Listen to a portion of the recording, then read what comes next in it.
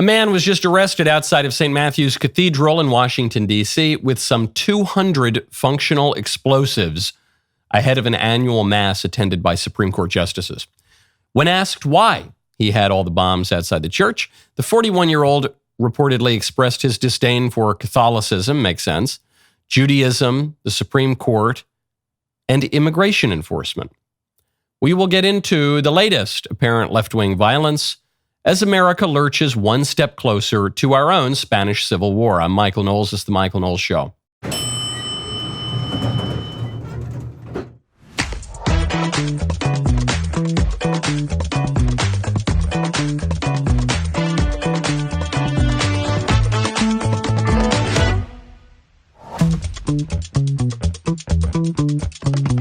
Welcome back to the show. Katie Porter, who is a Democrat member of Congress, leading candidate among the Democrats for governor of California, just freaked out at a CBS News reporter for asking her questions.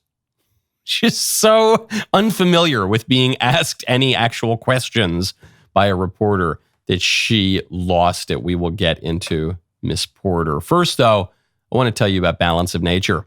Go to balanceofnature.com, use promo code Knowles. Consistency is everything when it comes to your health.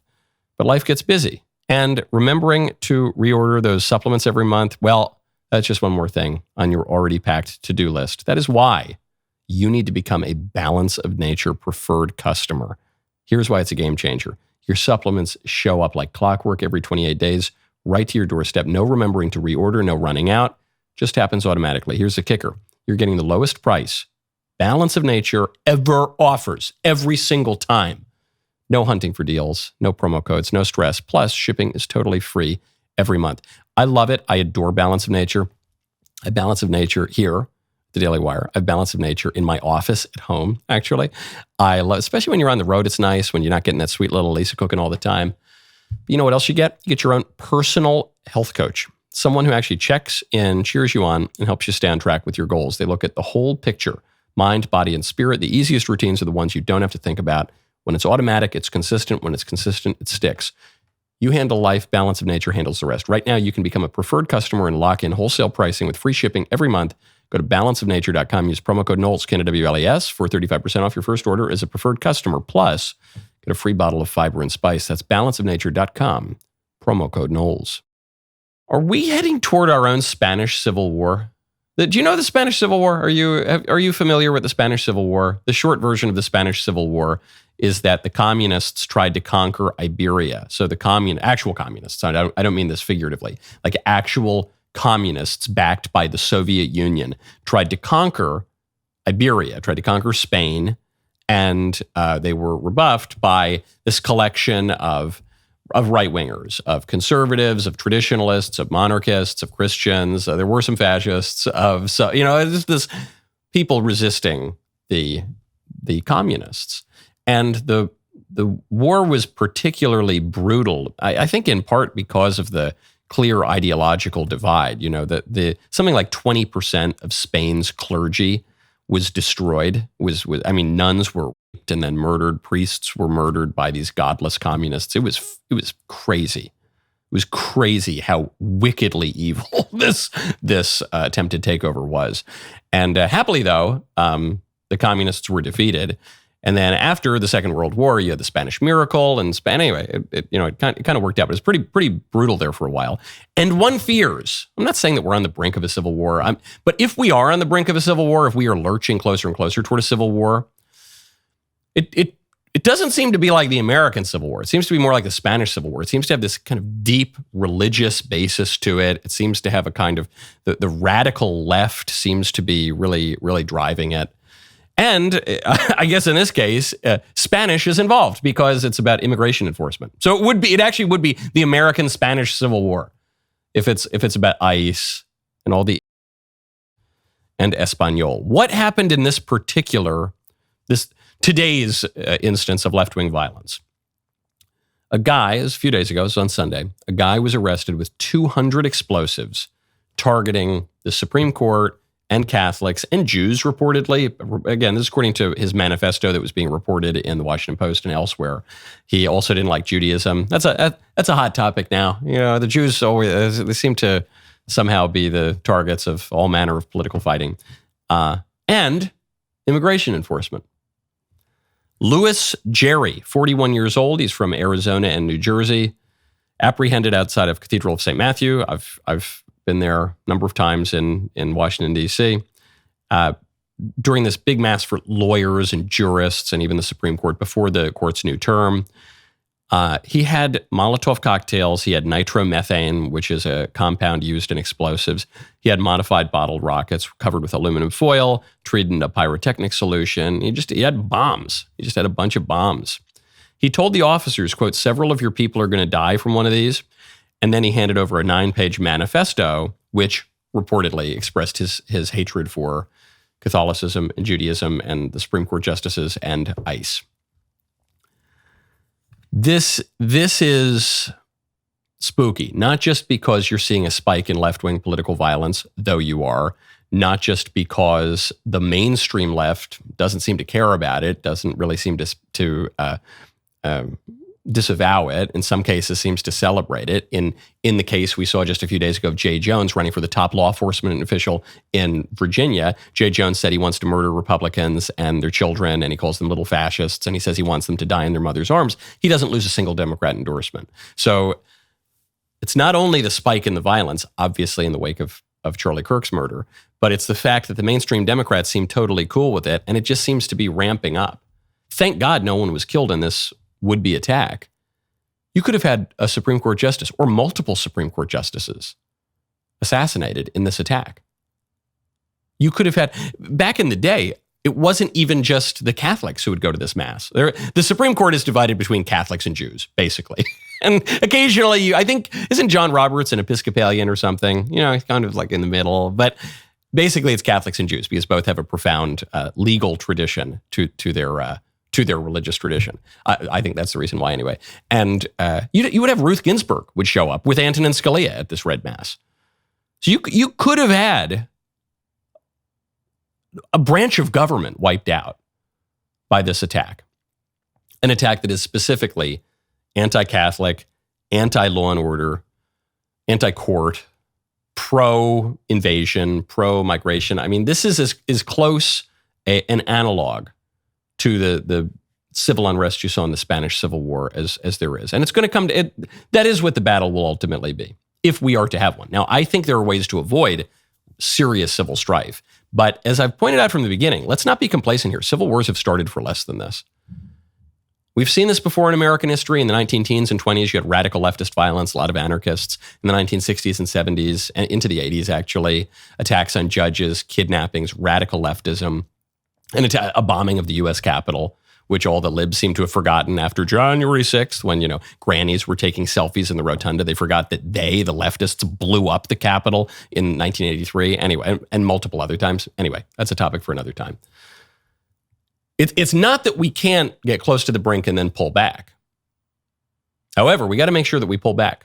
And the only way to do that is to arrest these guys, to investigate left-wing political terrorist groups, to ruthlessly suppress them. President Trump has said he will do that in an executive order. But you have to do that because, and this is going to be hard for some people to hear, when you have disorder like this, when you have people who call themselves very liberal being 8 times as likely as people who are very conservative to defend political violence, when you have upwards of 30% of young liberals saying that political violence is justified, when you have attack after attack after attack from the left on the right, when you have the most prominent proponent of civil debate in America, Charlie Kirk, murdered for debate by an apparently ideologically motivated leftist, when you have all of these things, the choice is not between peace and violence. There is violence. There just is violence. When you have leftists in cities and states defending violence on the streets, defending gangsters, stopping federal law enforcement from arresting face-tattooed gangsters, cartel members, members of foreign terrorist organizations, you don't have a choice between peace and violence. Because in a battle, your opponent has a say. You don't get to decide everything. And the left has said, we will have violence. They've told us that every possible way they can. They are uniformly supporting for the top law enforcement official of one of America's most important commonwealths, a guy who explicitly wishes for the murder of his opponents and their children. So if they want to say that, if they want to do that, we can't exactly stop them. The choice is not between peace and violence. The choice is between state violence and private violence. That's it. State violence, circumscribed by the law in accord with justice, executed by the civil authority, or private violence, which in this case practically is just leftists in the streets murdering us, but could in principle be right-wingers in the streets murdering the left. That doesn't really happen, but it could be that in principle. But those are the choices. So when President Trump comes out and he says we are designating Antifa a domestic terrorist organization, we're designating a lot of these illegal cartels foreign terrorist organizations, we're bringing the federales in to Portland and Chicago to restore order because there are so many murders going on, people can't live safely. When Trump says that, when he says we're going to execute justice, we're going to prosecute the criminals, we're going to fill the prisons, when he says that, anyone who does not want a civil war should be applauding. That's the closest thing to the peaceful solution you're going to get. There's no kumbaya here. When half the country is embracing political violence and actually effecting political violence, you don't get the choice between peace and war. You get state violence within the confines of the law and justice, or vigilante violence, which is not just. Those are your choices.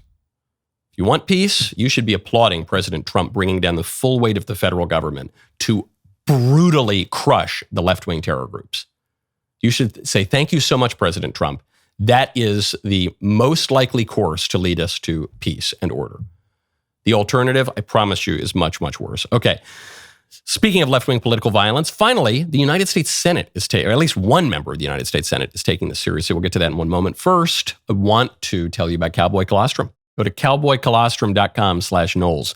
Bloating and gut discomfort are incredibly common issues that millions of people deal with daily. Even when following all the standard advice, eating slower, walking after meals, avoiding processed foods, sometimes you still feel awful. That's where cowboy colostrum comes in. This liquid gold is packed with proteins, natural growth factors, and antimicrobial peptides that enhance immune response, reduce inflammation, and repair your gut lining. Cowboy colostrum offers the highest quality bovine colostrum available, 100% made in America from 100% American grass-fed cows. They source from the first milking and only collect surplus after calves get their fill. Unlike other brands, they don't overprocess it. They keep it whole and full fat for maximum nutrient density. Simply add a 3-gram scoop of their delicious chocolate Madagascar vanilla or strawberry flavors to your coffee or smoothie. Plus, as an added bonus, the natural growth factors and peptides in cowboy colostrum will make your hair and skin amazing. You want this quaff? Go check it out, especially the chocolate. Definitely get the chocolate one. For a limited time, our listeners get up to 25% off their entire order. Just go to cowboycolostrum.com/Knowles, KNWLES. Use code Knowles, KNWLES at checkout. It's 25% off when you use code Knowles, KNWLES at cowboycolostrum.com/Knowles. After you purchase, they will ask you where you heard about them. Please support our show and tell them that we sent you. Some Republicans, not all, far from all, but at least some Republicans in Washington are doing something about left-wing political violence. Here we have Senator Eric Schmitt calling attention to the problem that the left is denying and promoting. And so, Attorney General, I do want to ask you a couple questions about that because I feel like we have got to get a handle on this. Despite the overwhelming evidence that the political violence threat right now comes primarily from the left, the media just won't do it. They won't go along with it. They cite a few ridiculous studies to say that right-wing political violence is the main problem. For example, one of those studies was written by an Antifa-affiliated professor, and others count classes on prison gang, and the others count classes on prison gang violence as right-wing political violence, but refuse to count anything from the 2020 Summer of Love. Antifa attacks, like the ones that set off the explosive outside Michael Knowles' campus speech. We need good data. We need good data here. Will you commit to having the Department of Justice and the FBI research and release a public report on left-wing political violence? Yes, Senator Schmitt. Thank you. Okay, so this is Senator Schmitt talking to the Attorney General, Pam Bondi. Really appreciate this. I say at a personal level, I appreciate him calling attention to this left-wing organized Antifa terror attack at a speaking event of mine at the University of Pittsburgh that, because of an intrepid FBI agent, was eventually prosecuted, but was not considered left-wing political violence or terrorism, even though it was. I appreciate him calling some attention to that because the liberal media try to paper over these things. But more importantly, I appreciate him calling attention to the problem that represents. The problem being this. The left cites all sorts of studies and reports from the government about how right-wingers actually commit most of the political violence in America. Seth Moulton, the Democrat congressman, said over 75% of political violence is committed by the right, rather. And it's the left only commits 4%. That isn't true. The way that they arrive at those numbers is by not counting the left-wing political violence, like at the University of Pittsburgh, like the Summer of Love, BLM, so on and so forth, like the trans shooting of the Christian school in Nashville, on and on and on.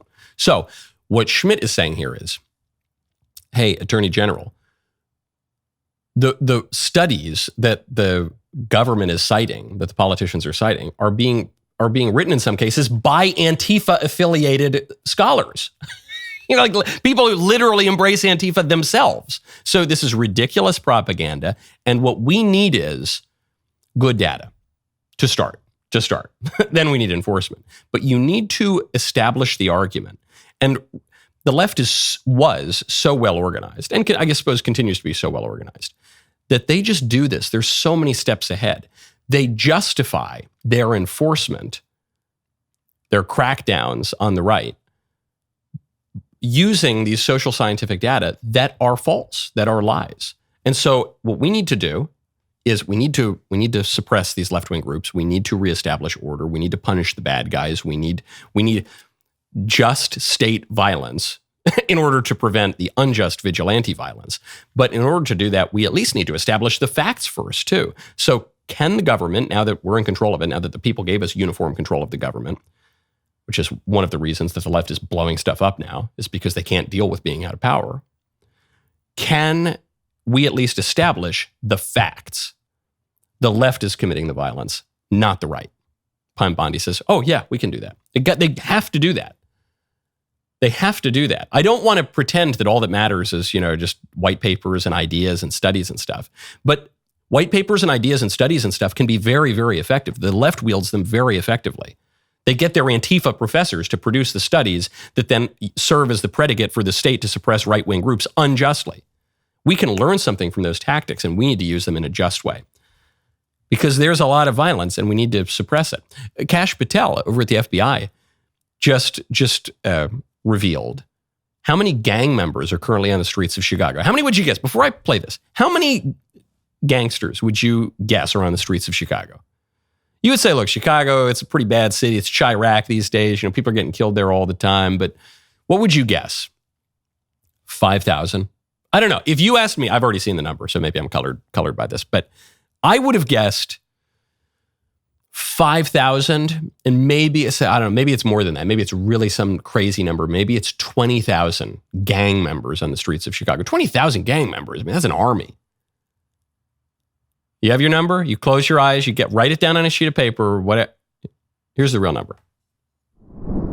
Taking the juggernaut that is demolishing the weaponization of law enforcement and bringing it to places like Chicago. When I was there today with Todd, we learned that the Chicago city streets have 110,000 gang members. That's right. You heard me right. They had 1,200 shootings this year alone, 360 homicides. When politicians choose to side with those metrics and not their citizenry, thank God we have President Trump and this Department of Justice and this FBI going in there and crushing violent crime. And President Trump sent us into these cities quietly to set the stage, to set up for the National Guard, to see the success that we saw in Washington, D.C., in Memphis. The FBI has been leading the charge in every single one of these streets because we know how to gather ground-level intelligence, and we know how to put handcuffs on the bad guys, and we know that we have the backing of this administration. And most importantly, the agents at the FBI know that they have the backing of the American people and their government.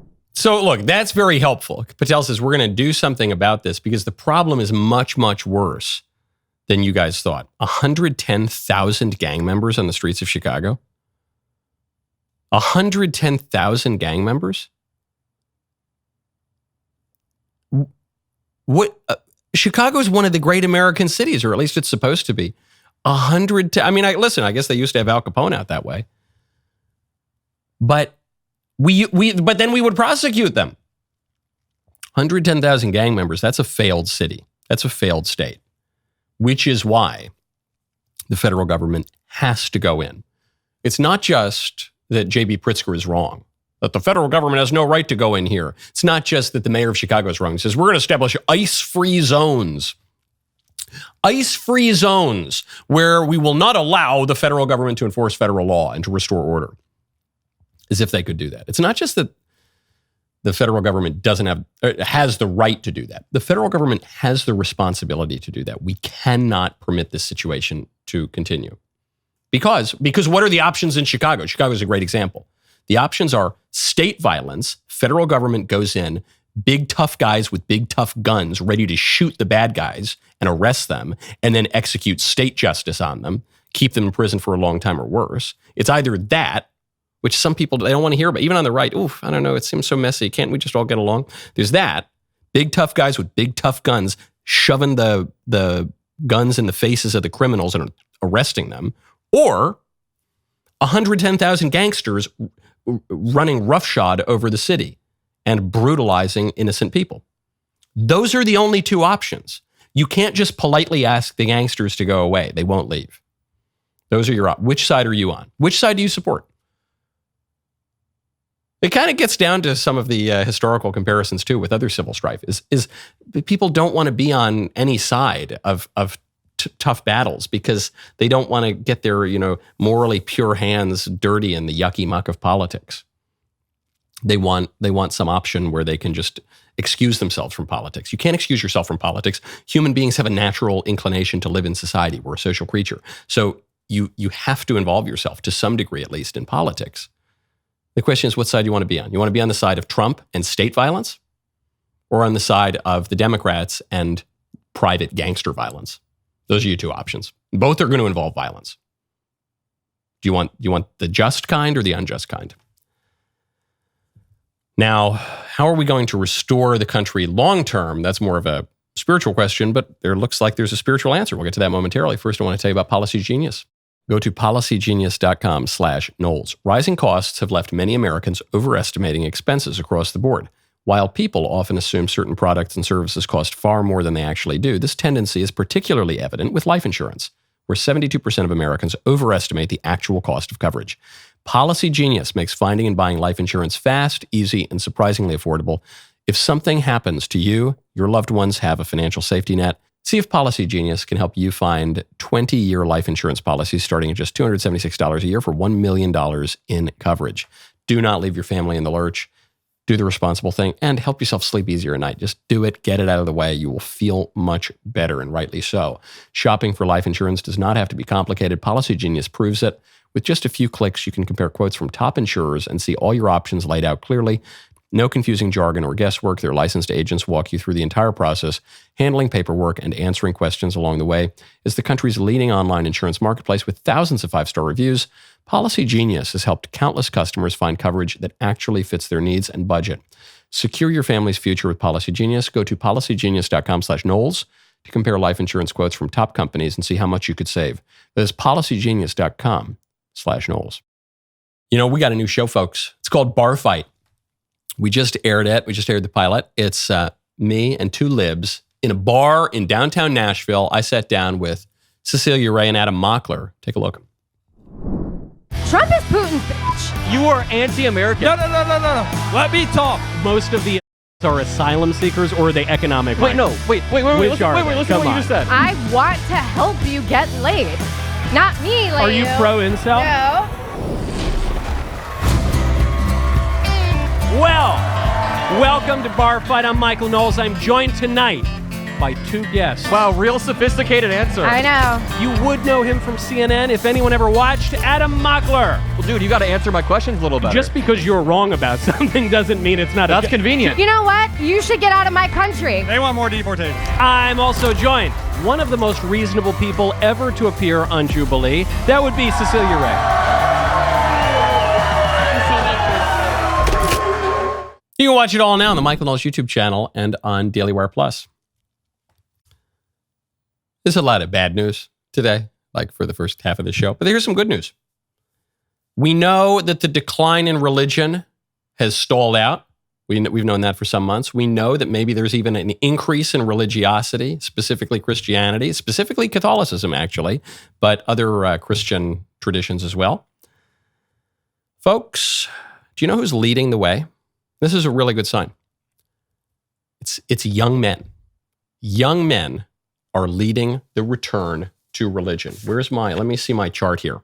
Okay, so the blue is the men. I'll describe this to you if you're only listening. The blue here is the men. The red is the women. And if you look at the boomers, so it's percentage of U.S. adults by generation who say, I've made a personal commitment to follow Jesus. That is still important in my life today. If you look at the boomers, women are leading. 66% of women agree with that statement. They're religious. 62% of men. Now, what's interesting here is from 2019 to 2025, among the boomers, the percentage of women has declined. The percentage of men has increased, 53 to 62. For Gen X, women are still leading, but women have remained exactly the same. 2019 to 2025. There are dips and peaks in between there, but it's 66, 66. The men have increased, 57 to 64. Then when you start to get to the younger generations, there's where you see that shift. Women have increased, but men have increased by a lot more. And now it's 71% of men, 64% of women. And then for Gen Z, same thing. You got the women, 2019, the women were edging out the men by a little bit, but then it really splits off. 67% of men, 61% of women. Men are leading the way. This is a good sign. We want the women to come along too. It looks like, women are doing all right too. But you need the men to lead the way. And do you know why? Because men lead. Men lead in everything. Any social trend, any industry, any campaign, the men will lead and the women will follow. I know that that's not politically correct. I am as far from a misogynist as one can possibly be. This is simply a fact of the sexes. The men lead, the women follow. Name me a great campaign in history that was led by a woman. Can you think of one or two? So people say, Joan of Arc. Okay, yes, sure. Joan of Arc would be one. Do you have other examples? Not a lot. The fact that everyone says, well, what about Joan of Arc? It shows you statistically, every campaign in history led by men, not by women. Industries, pioneering industries. Who are the great female film directors of the 1930s? Can you name any? You can name some now, most of whom are terrible, but some are good. Like Greta Gerwig is pretty good. But they come way later. Political leaders, inventors, artists. I'm talking about leading ones. Not that there are no women artists. There are plenty of women artists. But the ones who are really leading, innovating, signs of social change. It's always the men. Men always lead. So, as men led the new atheism of the 2000s, so too, the fact that men are leading here is not just good for men. And it's not good that, the men are doing and not the women in itself. The reason it's good is it signals the direction that things are going to go. Whichever way men are going, that's how society is going to go. And the men are coming back to Christ. It's just happening. And the men are moving to the right politically. It's just happening. And women are going to follow. Women already are following to some degree. Really good sign.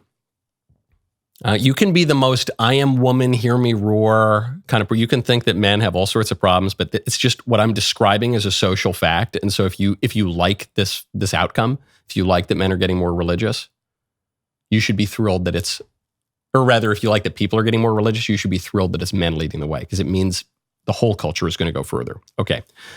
Speaking of religion, President Trump, in his folksy way, in his typically folksy way, just articulated a profound truth about not only America, but about statecraft and religion.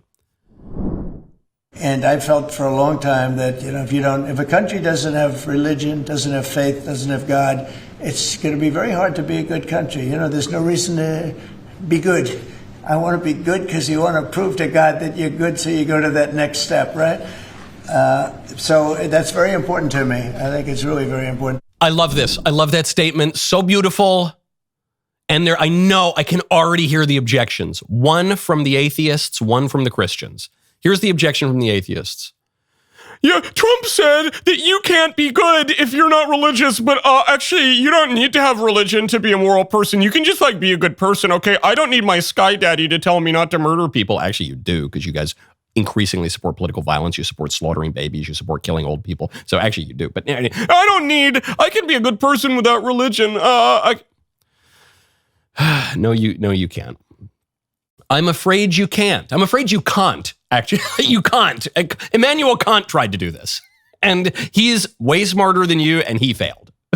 And the project of Western philosophy since the Enlightenment, or since before the Enlightenment, has been to try to ground morality in something other than religious truth, including revealed religious truth. And you can't. You can't. It's always failed. You got nothing. Look, hey, maybe you'll figure it out. Maybe you, Reddit atheist with a fedora, will figure out how to firmly establish morality without religious truth. Maybe you're smarter than Kant. I don't know. Maybe, I guess. Probably you're not. You can't have a good country if it's not religious. Period. You just can't. Moving on to the Christian objection. The Christian objection is going to be, Trump said that you do good things to make God happy so that you can go to heaven. And actually, that's the Pelagian heresy. And Pelagianism was condemned in antiquity. And that's the salvation by works. And can you please, and I say this very respectfully and with a great deal of patience, can you please shut up? Can you please just shut up for 1 second? And just take the dub, take the win. Yes, it is certainly the case that you cannot earn heaven and that our good works do not impress God for their goodness. None is good, no, not one. The imagination of man's heart is evil from his youth. God saves us. He comes down, the grace of God comes down the mountain. And we, if we do anything at all, we can cooperate with that grace, but we do not save ourselves. We are not the cause of our salvation. Yeah, of course. But come on, man. We try to be good because we know that God wants us to be holy. And when we do cooperate with God's grace, we recognize, as St. Thomas attributes to St. Augustine, that God made us without our participation, but he will not save us without our participation. And we know that it's better to be good than not to be good. And we strive toward virtue. And that's fine. And sometimes we seek religion not merely because we love God in a perfect way and we have perfect contrition and we repent of our sins because they offend God, but sometimes we do it because we dread the loss of heaven and the pains of hell. Christians have known that for 2,000 years. That's one of the reasons that our Lord gives us the sacrament of confession and the act of contrition that we say in confession. That's why he gives to his apostles and to their successors the power to bind and to loose, to forgive sins and to retain sins, is because, we don't have perfect contrition. And sometimes we don't sin really just because we want to go to heaven and not because we are truly cooperating with God's grace in a perfect way. Yeah, of course. But yes, also we try to be good because we know God wants us to be good. That's okay. Trump is just politically right. Not saying he's a theologian, just saying he's politically right on both counts. You can't have a good country without religion. And you want to make God happy. And it makes God happier when you try to be good than when you do bad stuff. All true. All true. And you want to see a country without religion, wait till you hear how the New York Times is reporting on Gen Z getting divorced. Father Time comes for us all, and those hip, cool youths, those Zoomers who make fun of the boomers and the Gen Xers and even the millennials. There's a lot to make fun of with millennials. But the Zoomers are getting a little long in the tooth themselves. You know that? Not only have some of them kind of gotten married, they're also getting divorced now. And if you thought boomer divorce was bad, man, wait till you hear about Zoomer divorce. Every time the libs try to censor us, we get louder. On Thursday, October 16th, we are turning the volume all the way up. Take a look at the Daily Wire's new, live, uncensored show, Friendly Fire. October 16th, we celebrate the 10-year anniversary of the Daily Wire. 10 years of leftist tears. New shows, big moves, bigger targets.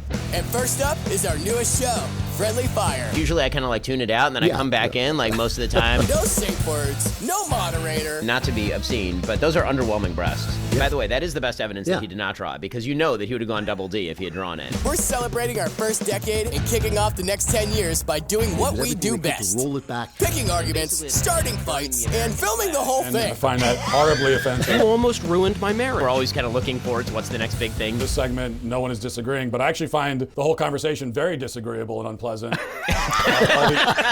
October 16th on Daily Wire.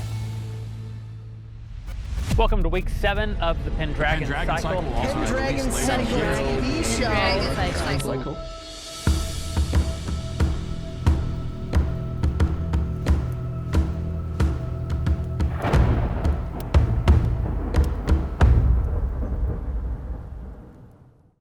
Mark your calendars. Friendly Fire premieres October 16th at 7 p.m. Eastern, exclusively on Daily Wire Plus. Do not miss out. Join now. Get 40% off new annual memberships with code FALL40 at dailywireplus.com.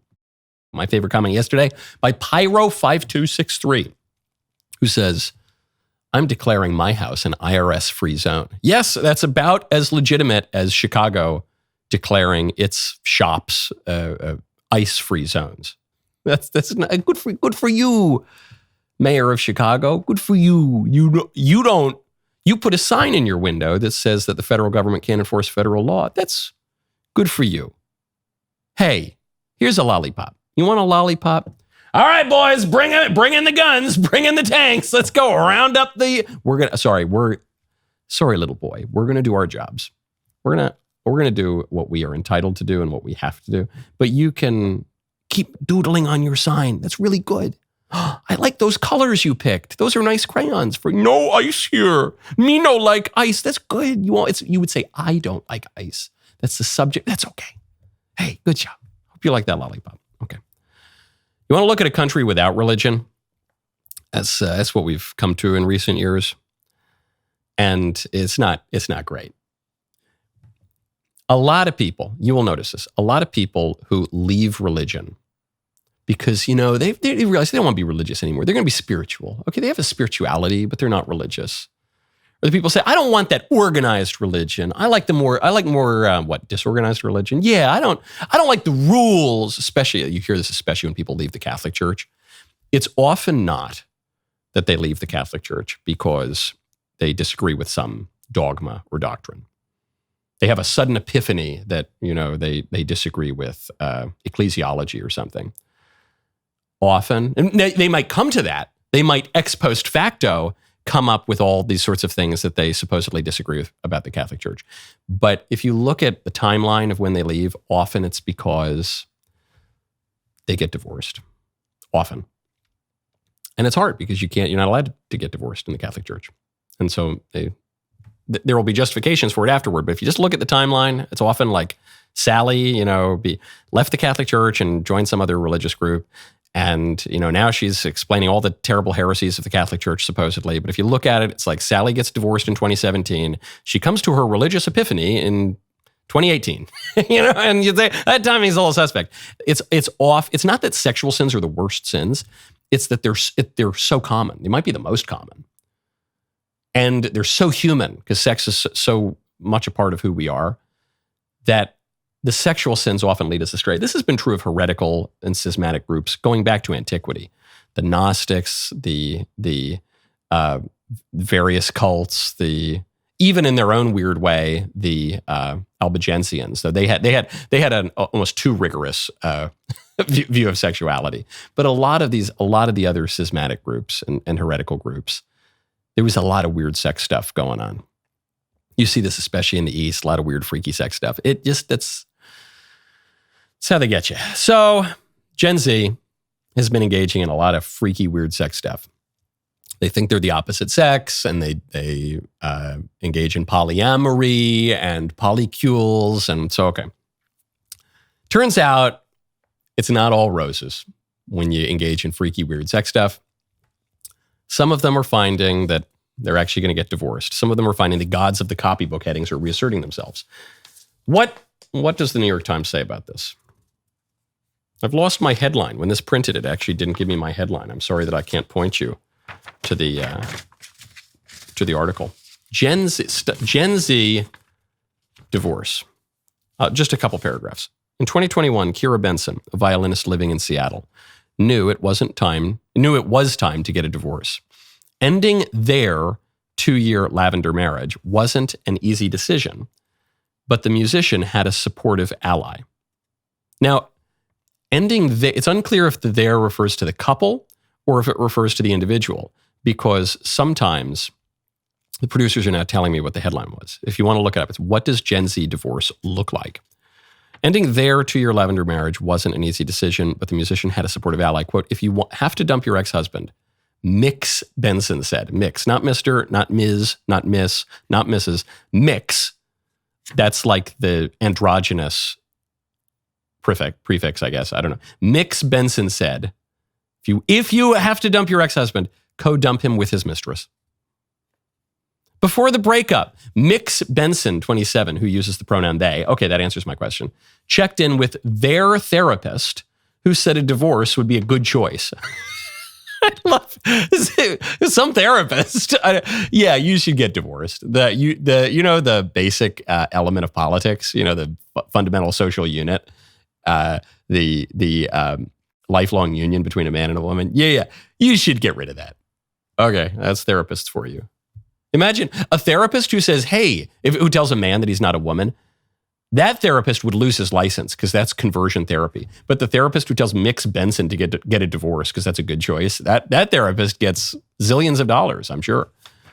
Out of queer solidarity, they informed their husband's mistress, this was kosher in Mix Benson's arrangement. Here's the killer line. Which was not a legal marriage, but a domestic partnership about their shared partner's troubling behavior.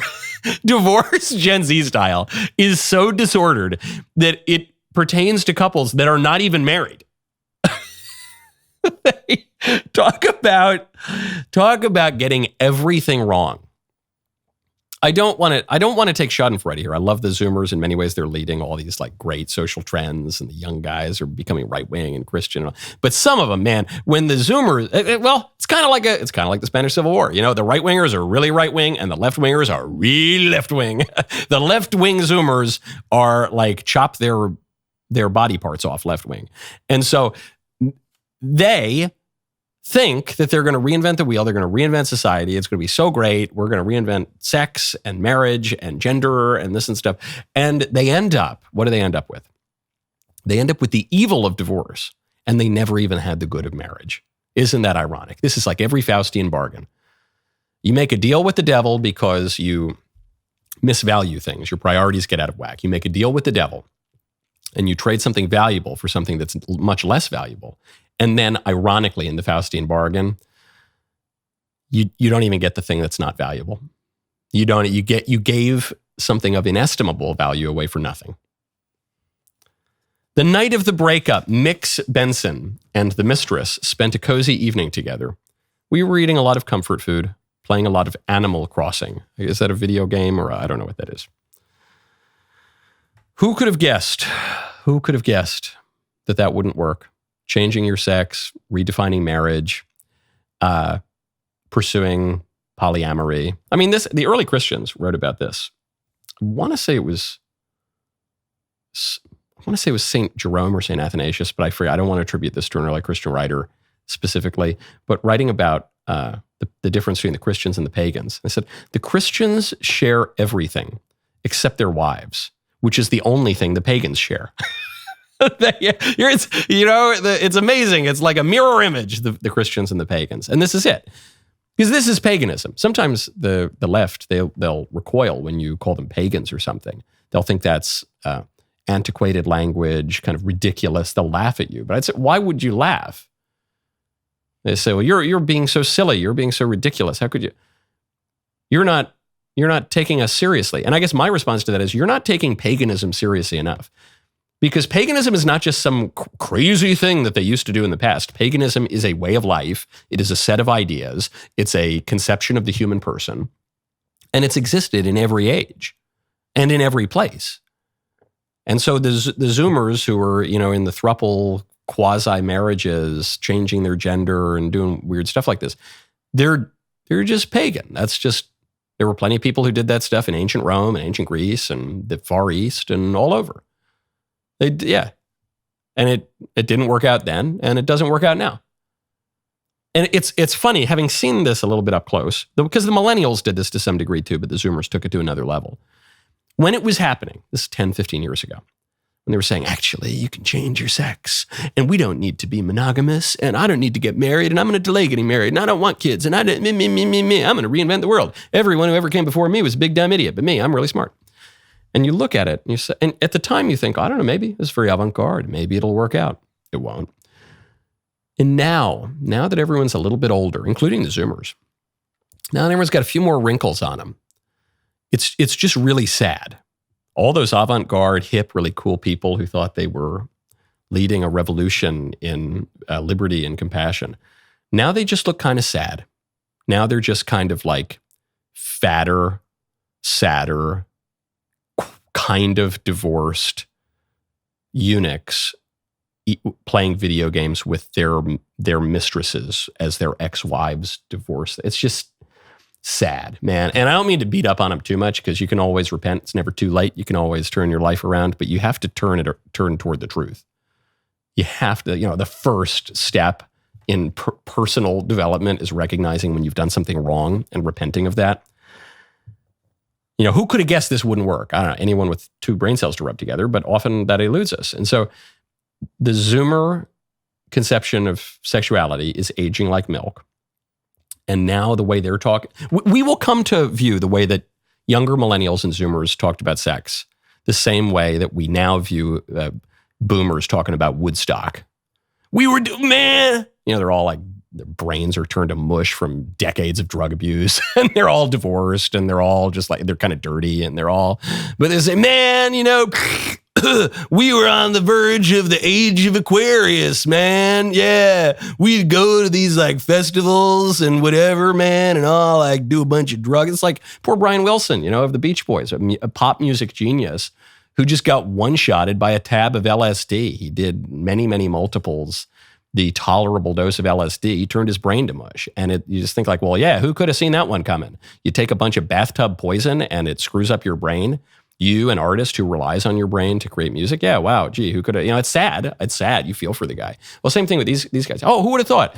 You inject yourself with a bunch of hormones that are not proper to your sex, and then you cultivate all sorts of completely bizarre, deviant sexual behaviors, and you lose your discipline, and you constantly deny the truth and divorce yourself from reality. And oh, you're unhappy and your life is in shambles. Gee, who could have seen that coming?